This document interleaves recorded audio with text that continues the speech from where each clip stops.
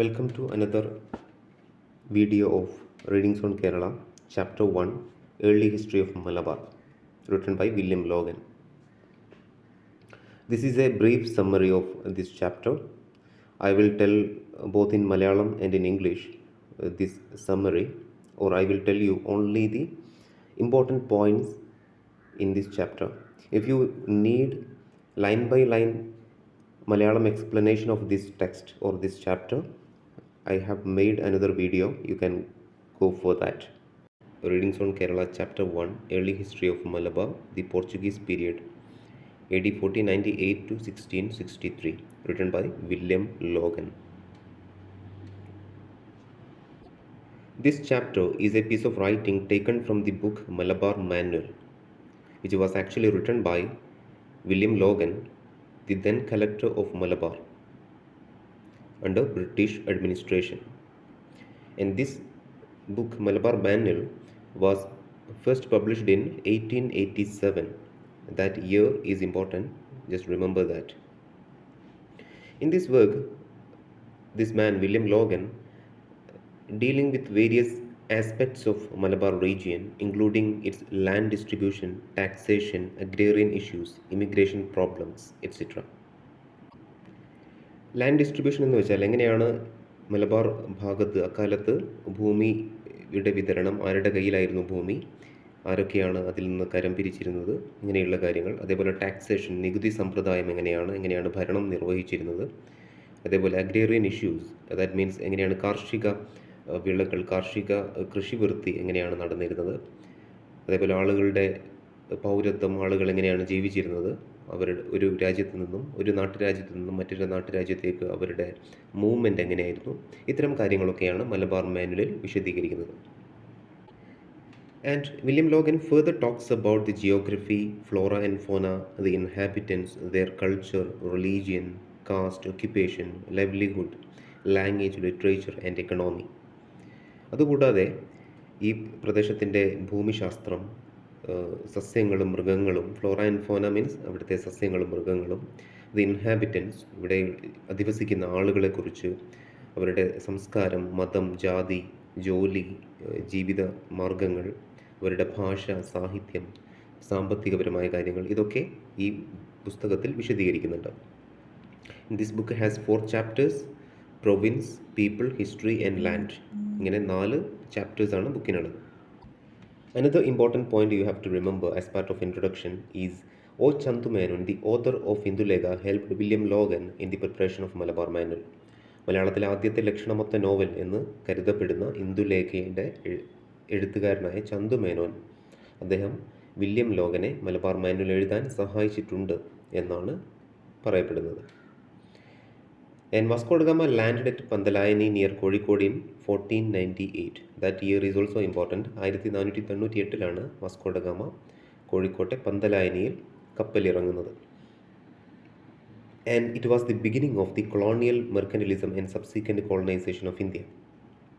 Vasco da Gama's landing in Kerala was a historic moment because it was the beginning of colonial mercantilism. Vasco da Gama കപ്പലിറങ്ങുന്നത് ചരിത്രപരമായി വളരെ പ്രധാനപ്പെട്ട ഒരു സംഭവമാണ്. കാരണം അതിനുശേഷമാണ് ഇന്ത്യയിൽ കൊളോണിയൽ കച്ചവടം ആരംഭിക്കുന്നത്. കൊളോണിയൽ മെർക്കൻറ്റലിസം മീൻസ് കൊളോണിയൽ കച്ചവടം. And subsequent colonization of India, അതിനെ തുടർന്നാണ് ഇന്ത്യ പല ബ്രിട്ടീഷ് രാജ്യങ്ങളുടെയും കോളനിവൽക്കരണത്തിന് വിധേയമാവുന്നത്. So these are the important points in introduction. Now we can move on to the text. In the text, first 4 or 5 chapters are describing how Vasco da Gama started his journey from his home country. Vasco da Gama actually started his journey from Lisbon. Lisbon is the capital of Portugal. And he started his fleet, which is consisted of 3 small vessels called San Rafael, San Gabriel, San Miguel. These are the 3 vessels which consist the fleet of Vasco da Gama. Vasco da ഗാമയുടെ കപ്പൽപ്പടയിൽ പ്രധാനമായും 3 ചെറിയ ഷിപ്പുകളാണ് ഉണ്ടായിരുന്നത്. ആ 3 ഷിപ്പുകളുടെ പേരാണ് ഇവിടെ പറഞ്ഞത്: San Rafael, San Gabriel, San Miguel. ഇത് പോർച്ചുഗൽ നാമമാണ്. ഇത് ഇംഗ്ലീഷിലേക്ക് മാറ്റുമ്പോൾ saint Raphael, saint Gabriel, saint Michael എന്നാണ് പറയുക. ഇത് യഥാർത്ഥത്തിൽ ബൈബിളിലെ മാലാഖമാരുടെ പേരുകളാണ്. ഈ 3 കപ്പലുകൾക്കും 3 നാവികന്മാർ, 3 കമാൻഡർമാരുണ്ടായിരുന്നു. അതിലൊരാളുടെ പേര് ഇവിടെ കൊടുത്തിട്ടുണ്ട്. അദ്ദേഹത്തിൻ്റെ പേര് നിക്കോളാസ് കെയ്ലോ ആണ്. അദ്ദേഹം നമ്മുടെ ഈ ചാപ്റ്ററിലെ വളരെ പ്രധാനപ്പെട്ട മറ്റൊരു ഫിഗറാണ്. വാസ്കോ ഡ ഗാമയുടെ ഒരു പ്രധാനപ്പെട്ട സഹായി കൂടിയാണ് Nicholas Coelho. Remember that name too. Then Vasco da Gama led a long voyage or long journey to India. പിന്നീട് വാസ്കോ ഡ ഗാമ വളരെ നീണ്ട ഒരു യാത്രയാണ് നടത്തുന്നത്. പിന്നീട് വരുന്ന പാരഗ്രാഫുകളിൽ എവിടെയൊക്കെയാണ് ഈ യാത്രക്കിടയിൽ വാസ്കോ ഡ ഗാമ ഏതൊക്കെ തീരങ്ങളിലാണ് താൽക്കാലികമായി താമസിച്ചത് എന്നാണ് പറയുന്നത്. He first reached Helena Bay, Saint Helena Bay, and from that point they stood out to sea for 1 month and then made for the land. ആദ്യത്തെ 5 മാസത്തെ യാത്രകൾക്ക് ശേഷം അവർ സെയിൻറ്റ് ഹെലേന തുറമുഖത്താണ് എത്തുന്നത്. അവിടെ കുറച്ച് താമസിച്ചതിന് ശേഷം വീണ്ടും അവർ യാത്ര തുടരുന്നു. Then without bothering about the bad weather they took up their journey and they again reached another port city which is called Cape of Hope. Saint Helena തുറമുഖത്തു നിന്നും യാത്ര തുടർന്ന വാസ്കോ ഡ ഗാമയുടെ കപ്പൽപ്പട പിന്നീട് എത്തിച്ചേരുന്നത് സൗത്ത് ആഫ്രിക്കയിലെ കേപ്പ് ഓഫ് ഹോപ്പ് എന്ന തുറമുഖ നഗരത്താണ്. അവിടെയും കുറച്ച് തങ്ങിയതിനു ശേഷം വീണ്ടും അവർ യാത്ര തുടരുന്നു. Again they had to face a lot of bad weather. They had to face great storm. They had to face this bad weather. So ഈ മോശം കാലാവസ്ഥയെല്ലാം അതിജീവിച്ചുകൊണ്ട് അവരുടെ യാത്ര തുടരുന്നു. Then they reached coast of Nadal. നദാലിൻ്റെ തീരത്ത് അവരെത്തിച്ചേരുന്നു. അതൊരു ക്രിസ്മസ് ദിനത്തിലായിരുന്നു. ദെൻ അവിടെയും കുറച്ച് തങ്ങിയതിനു ശേഷം വീണ്ടും അവർ യാത്ര തുടരുന്നു. ശേഷം അവസാനം അവർ മറ്റൊരു സ്ഥലത്ത് കിങ്ഡം ഓഫ് മെലിൻഡെ എന്ന രാജ്യത്ത് അവരെത്തിച്ചേരുന്നു. And the king of Melinde received them with full honour. King of മെലിൻഡയിലെ രാജാവ് അവരെ എല്ലാ ബഹുമാനത്തോടും കൂടി സ്വീകരിക്കുന്നു. And they stay at Melinde more than 3 months, and king gave him some remarkable gifts to Vasco da Gama. മെലിൻഡയിൽ 3 മാസത്തോളം അവർ താമസിക്കുന്നു. എന്നിട്ട് അവിടുത്തെ രാജാവ് അവർക്കൊരു പ്രധാനപ്പെട്ട 2 സമ്മാനങ്ങൾ നൽകുന്നു. ഒന്ന്, the king gave him an expert pilot to sail through the sea, and he also gave him a broker to help them to trade with Indian people. ഒരു പൈലറ്റിനെ നൽകുന്നു കപ്പലോടിക്കാൻ വേണ്ടിയിട്ട്. അതേപോലെ ഇന്ത്യയിലെ ആൾക്കാരുമായി കച്ചവടം നടത്താൻ ഭാഷ അറിയാവുന്ന, ഇവിടുത്തെ കച്ചവട സംസ്കാരം അറിയാവുന്ന ഒരു ബ്രോക്കറെ, ഒരു ഇടനിലക്കാരനെ കൂടി മെലിൻഡയിലെ രാജാവ് അവർക്ക് നൽകുന്നു. Vasco da Gama earlier planned to go to Gujarat, port city of Cambay. ഗുജറാത്തിലെ കാംബെ എന്നറിയപ്പെടുന്ന അല്ലെങ്കിൽ കമ്പത്ത് എന്നറിയപ്പെടുന്ന തുറമുഖ നഗരത്തേക്കായിരുന്നു വാസ്കോ ഡ ഗാമ ആദ്യം പോവാൻ തീരുമാനിച്ചിരുന്നത്. പക്ഷേ after the advice of, or according to the advice of this new broker, Vasco da Gama rearranged his planning.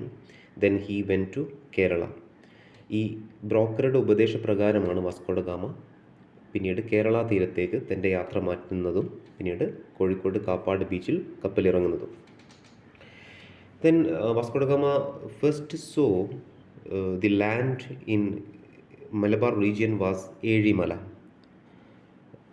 പിന്നീട് കേരള തീരത്തേക്ക് യാത്ര തിരിച്ച വാസ്കോ ഡ ഗാമ കേരള തീരത്ത് ആദ്യം കാണുന്ന കാഴ്ച കണ്ണൂരിലെ ഏഴിമലയിലെ അല്ലെങ്കിൽ കണ്ണൂരിലെ ഏഴിമല എന്ന കുന്നാണ്. ഏഴിമലയെക്കുറിച്ച് ഈ പാഠഭാഗത്ത് വില്യം ലോഗൻ വിവരിക്കുന്നുണ്ട്. It was the mountain of rats, so many rats there. So people could not live in that mountain. People started to call this mountain as Elimala. Then it evolved as Ezhimala. അങ്ങനെയാണ് ഏഴിമലയ്ക്ക് ആ പേര് വരുന്നത്. എലിമല എന്ന് വിളിച്ച് ഏഴിമല ആവുകയാണ് ചെയ്യുന്നത്. And Portuguese themselves called this mountain as Mount Delhi, which is also reminiscent of the pronunciation Eli. പോർച്ചുഗീസുകാർ ഈ മലയെ വിളിച്ചത് മൗണ്ട് ഡൽഹി എന്നാണ്. Then they set out their journey, or they continued their journey to a coastal city nearby Calicut, in which journey they saw from sea that there are a lot of thatched houses inside the bay or in the shore. പിന്നീട് Kerala തീരത്തുകൂടി Vasco da ഗാമയുടെ കപ്പൽപ്പട യാത്ര തുടർന്നപ്പോൾ അവർ കാണുന്ന കാഴ്ചകളാണ് പറയുന്നത്. മൺകുടിലുകൾ, ഓലമേഞ്ഞ കുടിലുകൾ, ഇതൊക്കെയാണ് തീരത്ത് അവർ അക്കാലത്ത് കണ്ടിരുന്നത്. And finally they reached near Panthalayani, near to Koyilandy, Kollam. And they shore up in the country of Calicut at that point of time, and they anchored their ship in the beach of Pantalayani. പിന്നീട് അവർ കേരള, അന്നത്തെ കോഴിക്കോട് രാജ്യത്തെ കാപ്പാട് ബീച്ചിൽ അവരുടെ കപ്പലടുപ്പിക്കുന്നു. അക്കാലത്ത് ഇവിടെ പറയുന്നത് കൊല്ലത്തിനടുത്തുള്ള പന്തലായനി എന്നാണ്. ഈ കൊല്ലം എന്നുള്ളത് കോഴിക്കോട് ജില്ലയിലെ കൊയിലാണ്ടി കൊല്ലം എന്ന് പറയുന്ന സ്ഥലമാണ്. And here Calicut is called as Capocate. അക്കാലത്ത് പോർച്ചുഗീസുകാർ കാലിക്കറ്റിനെ വിളിച്ചിരുന്നത് കപ്പോക്കേറ്റ് എന്നാണ്. Remember that also. Now there is another incident is happening. The arrival of a Portuguese expedition or Vasco da Gama's team creates jealousy among Mohammedans or Arabian merchants. Vasco da ഗാമയുടെ കച്ചവട സംഘത്തിൻ്റെ ഈ വരവ്, അല്ലെങ്കിൽ കപ്പൽപ്പടയുടെ ഈ വരവ് കേരളവുമായി അതുവരെ കച്ചവടം ചെയ്തിരുന്ന അറേബ്യൻ കച്ചവടക്കാർക്ക് വലിയ അസൂയയുണ്ടാക്കുന്നു. So they made several conspiracies against Vasco da Gama, and they intrigued with some of the authorities under the king of Zamorin. അതിൻ്റെ ഭാഗമായി അറേബ്യൻ കച്ചവടക്കാർ ഇവിടെയുള്ള സാമൂതിരിയുടെ രാജാവിൻ്റെ ആൾക്കാരുമായി ചില ഗൂഢാലോചന നടത്തുന്നു എന്നാണ് വില്യം ലോഗൻ ആരോപിക്കുന്നത്.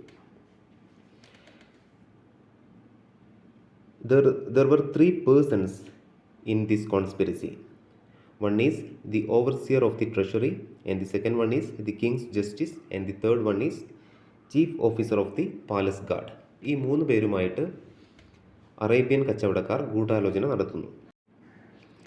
The first 2 of these were the first to be liberally bribed to obstruct the newcomers.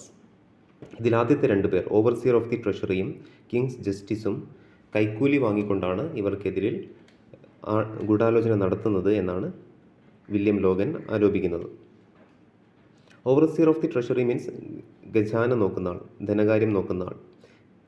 പിന്നീട് chief officer of the palace guard means കൊട്ടാര സംരക്ഷകൻ.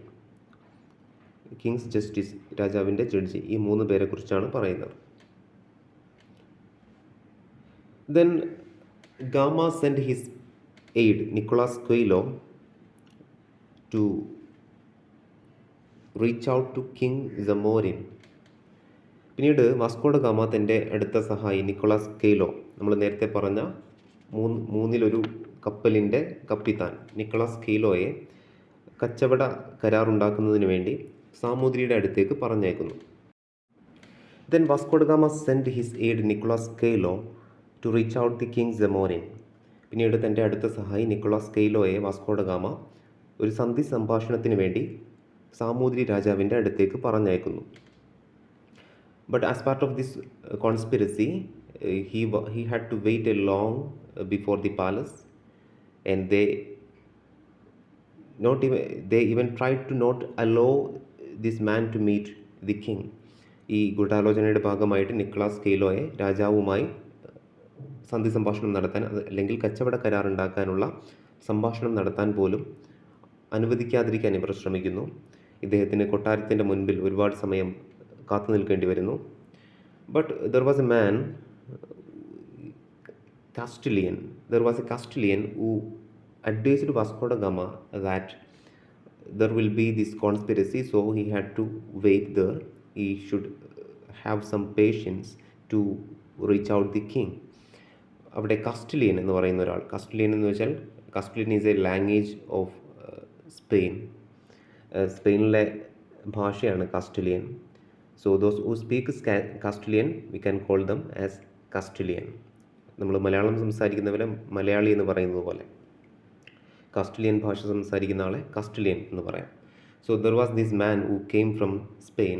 He advised Vasco da Gama that there will be some troubles, so he had show some patience and he had to wait outside the palace. Ultimately, Nicolas Calo could meet the king and they made a trade deal between Vasco da Gama and Kingdom of Zamorin. അങ്ങനെ അവസാനം രാജാവിനെ കണ്ട് Vasco da ഗാമയുടെ സംഘവും kingdom of ജമോരിനും ഒരു കച്ചവട കരാർ ഉണ്ടാക്കുന്നു. But the problem was this deal was very biased and Portuguese expedition had to suffer a lot through this trade deal. They had get a very small number of return as part of this trade deal. പ്രശ്നം എന്താണെന്ന് വെച്ചാൽ ഈ കച്ചവട കരാർ ഉണ്ടാക്കിയെങ്കിലും ഈ കച്ചവടത്തിൽ Portuguese സംഘത്തിന് Vasco da ഗാമയുടെ സംഘത്തിന് വളരെ തുച്ഛമായ ലാഭം മാത്രമാണ് കിട്ടിയിരുന്നത്. And even after this biased trade deal, the Mohammedans or the Muslim traders prevented them even with this very biased trade deal with Vasco da Gama. ഈ ചെറിയ കച്ചവട കരാർ പോലും അക്കാലത്തെ അറേബ്യൻ കച്ചവടക്കാർ ഇടപെട്ട് തടഞ്ഞു എന്നാണ് വില്യം ലോഗൻ ആരോപിക്കുന്നത്. Then after that, Vasco da Gama himself desired to visit Zamorin at the palace. അവസാനം വാസ്കോ ഡ ഗാമ തന്നെ കൊട്ടാരത്തിൽ പോയി രാജാവിനെ സന്ദർശിച്ച് കരാറുണ്ടാക്കാൻ തീരുമാനിക്കുന്നു. But when Vasco da Gama reached the palace, he realized that this King Zamorin went somewhere else, so he could not meet the king, and he returned to his own place. പക്ഷേ കൊട്ടാരത്തിൽ Vasco da gamma പോയെങ്കിലും അദ്ദേഹത്തിന് രാജാവിനെ കാണാൻ സാധിച്ചില്ല. കാരണം ഈ കോൺസ്പിരസിയുടെ ഈ ഗൂഢാലോചനയുടെ ഭാഗമായി രാജാവ് വാസ്കോ ഡ ഗാമ കൊട്ടാരത്തിലെത്തിയ സമയത്ത് മറ്റെവിടെയോ യാത്ര പോയിരിക്കുകയായിരുന്നു. And finally, Vasco da Gama again went the palace and made sure that the king really there in the palace, so he could meet the king and he could made a trade deal with the Zamorin kingdom, and he erected a factory near the beach. അവസാനം Vasco da Gama രാജാവിനെ വീണ്ടും പാലസിൽ പോയി കാണുന്നു, കച്ചവട കരാറുണ്ടാക്കുന്നു. അതിൻ്റെ ഭാഗമായി Vasco ഡ ഗാമയ്ക്ക് കോഴിക്കോട് കാപ്പാട് തീരത്തിനടുത്ത് ഒരു പുതിയ ഫാക്ടറി പണിയാനുള്ള അനുമതി കിട്ടുന്നു. ഇതെല്ലാം നടക്കുന്നു. And in these paragraphs in page 15 and 16, William Logan describes how the meeting was, and he describes the dressing style of Vasco da Gama and the appearance of King Zamorin. Vasco da ഗാമയെ കുറിച്ച് ഇദ്ദേഹം പറയുന്നത്, he weared a long cloak coming down to his feet of tawny colored satin. ഒരു നീണ്ട കാൽമുട്ട് വരെ എത്തുന്ന ഒരു നീണ്ട വസ്ത്രമാണ് വാസ്കോ ഡ ഗാമ ധരിച്ചിരുന്നത്. അതിൽ that is lined with smooth brocade, ഒരുപാട് ചിത്രപ്പണികൾ ചെയ്തൊരു വസ്ത്രമാണ്. അക്കാലത്തെ ഒരു യൂറോപ്യൻ കച്ചവടക്കാരൻ്റെ എല്ലാ ആലങ്കാരിക പ്രൗഢമായ ഡ്രസ്സിങ് സ്റ്റൈലോട് കൂടിയിട്ടാണ് വാസ്കോ ഡ ഗാമ രാജാവിനെ കാണാനെത്തുന്നത്. Then William Logan describes about the appearance of King Zamorin was a dark man, half naked, clothed with white cloths from the middle of the knees. Samoothiri രാജാവ് കറുത്ത ഒരു മനുഷ്യനാണ്. അദ്ദേഹം പകുതി നഗ്നനാണ്. അതായത് അദ്ദേഹം ഒരു മുണ്ട് മാത്രമേ ധരിച്ചിട്ടുള്ളൂ, മുണ്ടിന് മുകളിൽ ഷർട്ടൊന്നും ഇട്ടിട്ടില്ല. അക്കാലത്തെ രാജാക്കന്മാർ അവരുടെ വസ്ത്രവിധാനം അങ്ങനെയായിരുന്നു.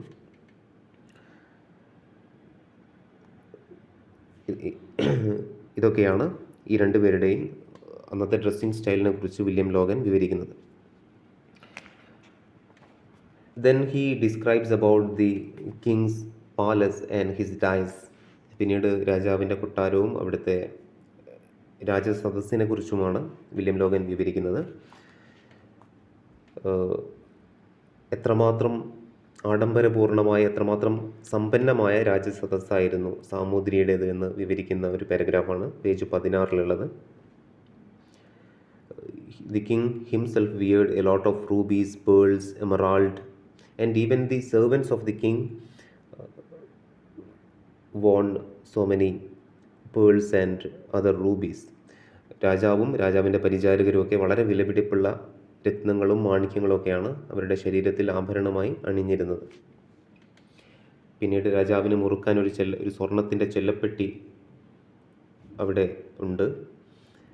അതിലേക്ക് രാജാവ് മുറുക്കി തുപ്പുന്നു. ഇത്തരം കാര്യങ്ങളൊക്കെയാണ് 16ാമത്തെ പേജിലെ ആദ്യത്തെ പാരഗ്രാഫിലുള്ളത്. Now the next paragraph describes about how was the meeting of King Zamorin with Vasco da Gama. King Zamorin gave full respect to Vasco da Gama and asked him to sit on the dais, but Vasco da Gama rejected that honor, and he affirmed it to the king that he need a good trade deal with the Zamorin kingdom. Vasco da ഗാമയെ വളരെ ആദരവോടുകൂടി സാമൂതിരി രാജാവ് സ്വീകരിച്ചിരുത്താൻ ശ്രമിക്കുന്നു. പക്ഷേ Vasco da gamma അത് നിരസിക്കുന്നു. എന്നിട്ട് പറയുന്നു, എനിക്കൊരു മാന്യമായ കച്ചവട കരാർ കോഴിക്കോട് രാജ്യവുമായി ഉണ്ടാക്കണം എന്ന് പറയുന്നു. അവസാനം രാജാവ് അത് സമ്മതിക്കുന്നു.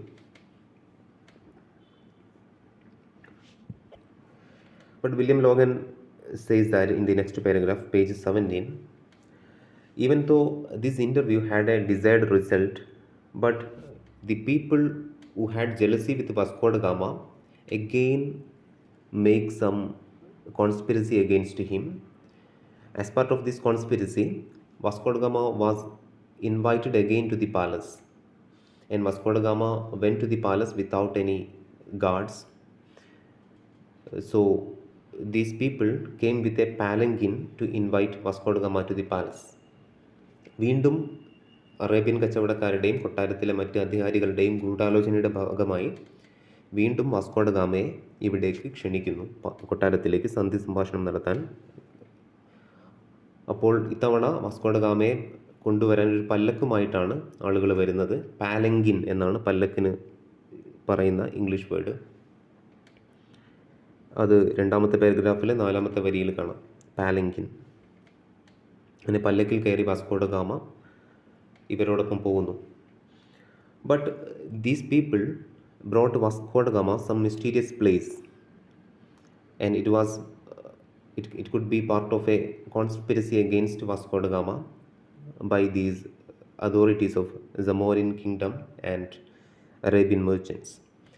ഈ ഗൂഢാലോചനയുടെ ഭാഗമായിട്ട് വാസ്കോ ഡ ഗാമയെ ഏതോ ഒരു നിഗൂഢ സ്ഥലത്തേക്കാണ് ഇവർ കൊണ്ടുപോകുന്നത്. അവിടെ നമ്മുടെ ചാപ്റ്റർ അവസാനിക്കുകയാണ്. So remember that this is a piece of writing written by a British officer from his own perspective, so there will be some bias, prejudice against Indian people in this writing. ഇത് ഒരു British officer എഴുതിയ ലേഖനമാണ്, ചരിത്രമാണ്. സ്വാഭാവികമായിട്ടും അദ്ദേഹത്തിൻ്റെ മുൻവിധികളും അദ്ദേഹത്തിൻ്റെ പക്ഷപാതപരമായ കാഴ്ചപ്പാടും ഈ എഴുത്തിലുണ്ടാവും. Now we can discuss the questions. The first question, Vasco da Gama started his journey from Lisbon on. Vasco da Gama ലിസ്ബണിൽ നിന്ന് അദ്ദേഹത്തിൻ്റെ യാത്ര ആരംഭിക്കുന്നത് 1497 March 25-നാണ്. The second question, what was the name of Gama's fleet? ഗാമയുടെ കപ്പൽപ്പടയുടെ പേര് എന്താണ്? Gama's fleet means കപ്പൽപ്പട. Gama's fleet consisted of 3 small vessels, and these 3 small vessels have 3 different names: San Rafael, San Gabriel, San Miguel. Third question, which mountain range is mentioned as the Great Mountain? Edimala Mountain or Mount Delhi. Fourth one, which city was named Calicut? Calicut was named as Calicut. Fifth one, who was Nicolas Coelho? Nicolas Coelho was the commander of one vessel, or he was the close aide of Vasco da Gama. Now we can go to the paragraph question. First one, describe the journey route of Gama from Lisbon to Calicut. ലിസ്ബണിൽ നിന്ന് കാലിക്കറ്റിലേക്ക് Vasco da gamma നടത്തിയ യാത്രയുടെ root അത് വിവരിക്കാനാണ് പറയുന്നത്. ആദ്യത്തെ 4-5 പാരഗ്രാഫുകൾ ഒന്ന് രണ്ട് മൂന്ന് നാല് അഞ്ച് പാരഗ്രാഫുകൾ ഈ യാത്രയെക്കുറിച്ചാണ് പറയുന്നത്.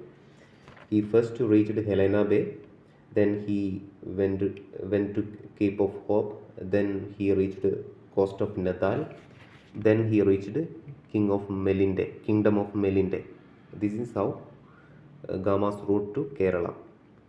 Then in Melinde he got a new broker, and according to his advice Gama decided to reach Kerala's coast. Then second question, illustrate Gama's meeting with the Zamorins of Calicut. Page number 13 and 14 ഇതിലാണ് ഇതിന് ഉത്തരമുള്ളത്.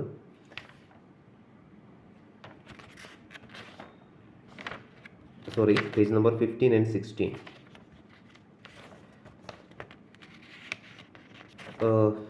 First of all, the writer describes about the dressing style of Vasco da Gama and Zamorin. Then he says Zamorin gave a respectful welcome to Vasco da Gama, but Vasco da Gama rejected that, and he ascertained on his trade deal with the Kingdom of Zamorin. Then essay question, first one, discuss how the Portuguese established their trade with India. എങ്ങനെയാണ് പോർച്ചുഗീസുകാർ ഇന്ത്യയുമായി അവരുടെ കച്ചവട കരാർ ഉണ്ടാക്കുന്നത്?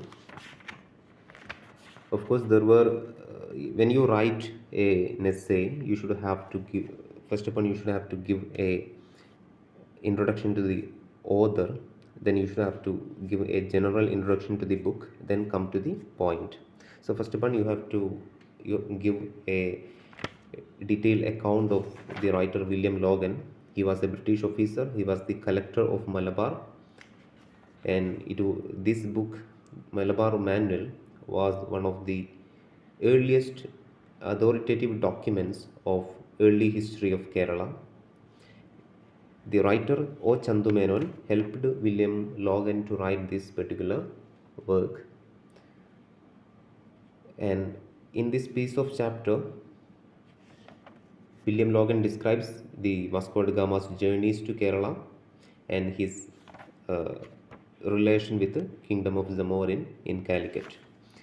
So these are the general points. Then you come to the focal point here, that is how he established the trade with India. So there were conspiracies against Vasco da Gama to prevent him to make a trade deal with the Kingdom of Zamorin. The Arabian merchants intrigued against Vasco da Gama. First, Vasco da Gama sent his aide Nicholas Caillot to the palace, but they made him wait outside the palace, but he showed his patience and he met the king and make a trade deal with the king to make this trade deal. Then last question, evaluate Malabar Manual as a historical narrative. Malabar Manual ne oru charitra ആഖ്യായികയായി എങ്ങനെ കാണാം? So when we approach Malabar Manual as a historical narrative, there will be a lot of problems in this writing, because William Logan was very prejudiced against Indian people and the people in the Kingdom of Zamorin. So that can be visible in this particular piece of writing. You have to mention when you write about the historical narrative of this work. So with this we can wind up this chapter. If you have any doubts or queries, you can comment below, and if you want to get more videos of readings on Kerala and other common English papers, you can subscribe this channel. Thank you.